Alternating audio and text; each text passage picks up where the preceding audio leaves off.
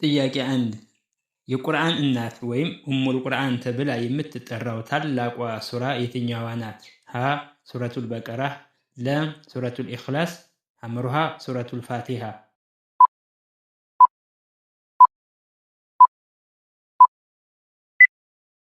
ትክክለኛው መልስ ሐመሩሃ ሱረቱል ፋቲሃ። ጥያቄ 2 ሙስሊሞች ለመጀመሪያ ጊዜ ቅብላቸውን ወይም የሶላት አቅጣጫቸውን ወደ የትኛው ቦታ አድርገው ይሰግዱ ነበር? ሀ ወደ መስጂደል አቅሷ ኢየሩሳሌም፣ ለ ወደ መስጂደል ሐራም መካ፣ ሐመሩሃ ወደ መስጂደል ነበዊ መዲና።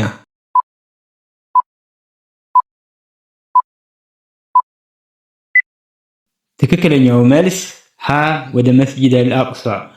ጥያቄ 3 ረመዳን በኢስላማዊ የጨረቃ አቆጣጠር ወይም ሂጅሪ ስንተኛው ወር ነው? ሀ 8ኛው ሻዕባን፣ ለ 9ኛው ረመዳን፣ ሐመሩሃ 10ኛው ሸዋል።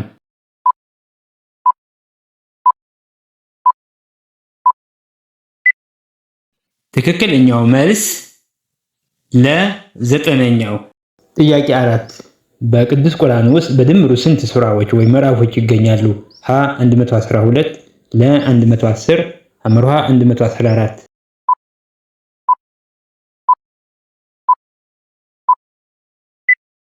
ትክክለኛው መልስ ሐመሩሃ 114።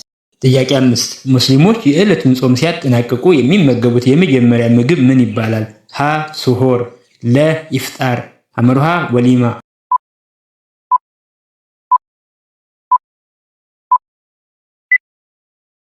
ትክክለኛው መልስ ለ ኢፍጣር።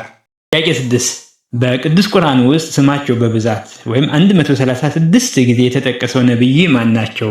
ሀ ነብዩ ሙሳ አለይሂ ሰላም፣ ለ ነብዩ ኢብራሂም አለይሂ ሰላም፣ ሐመሩሃ ነብዩ ዩሱፍ አለይሂ ሰላም።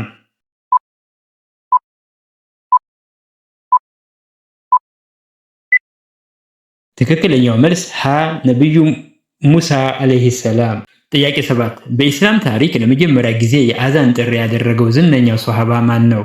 ሀ አቡበክር አልሲዲቅ፣ ለ ዑመር ኢብኑ ኸጣብ፣ ሐመሩሃ ቢላል ኢብኑ ረባህ።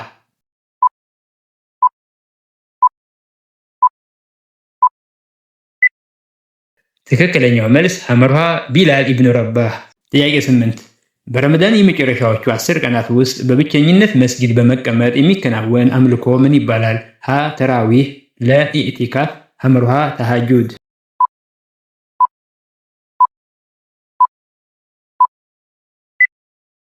ትክክለኛው መልስ ለ ኢዕቲካፍ። ጥያቄ 9 በረመዳን ወር በቁርጠኝነት ለጾሙ ሰዎች ብቻ የተዘጋጀው የጀነት በር ስሙ ማን ይባላል? ሀ አረያን፣ ለ ባቡል ካዝሚን፣ ሐመሩሃ ባቡል ኢማን።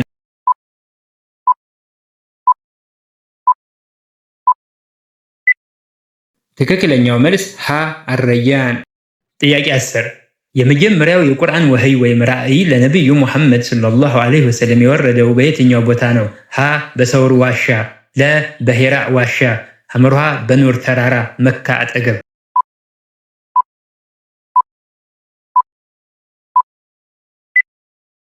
ትክክለኛው መልስ ለ በሂራ ዋሻ። የተከበራችሁ ወንድም እህቶች ከ10ሩ ጥያቄዎች በትክክል ስንት እንደመለሳችሁ ኮሜንት ላይ ያስቀምጡልን።